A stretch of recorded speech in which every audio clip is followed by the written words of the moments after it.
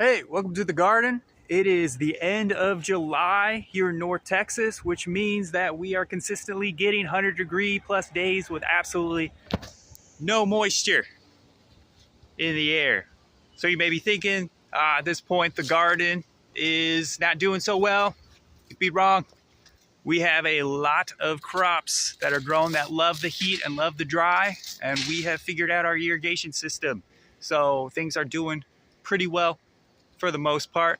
And this is what happened this week at Ridglea Giving Garden.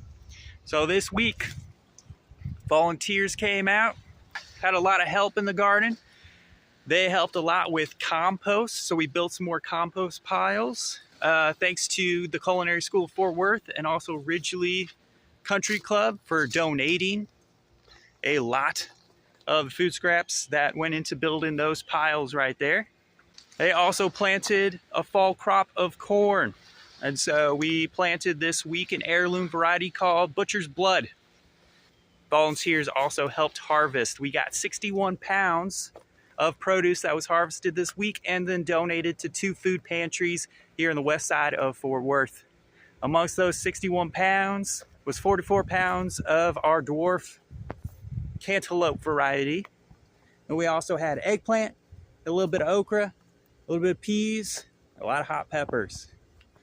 Most things are growing very, very well. We got our sweet potatoes that are loving the heat. We got a new bed of okra.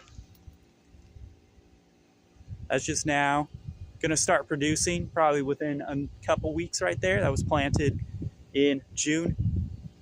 When it comes to things struggling in the garden, one of the things that is not doing well is our cucumber bed. These cucumbers were planted way back in the spring, actually late March. And so they've gone through a whole season and have produced. We just don't have anything to plant right now. It's a little too hot to plant some of our fall crops. So we're trying to squeeze out as much production out of this row as we possibly can. Other than that, things are not struggling because the silver lining of having such hot and dry weather is because the pests and diseases just can't do very well.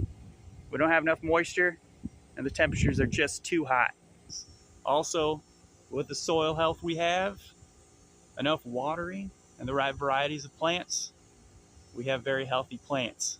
Next week, it's going to be status quo. The garden is planted through the summer.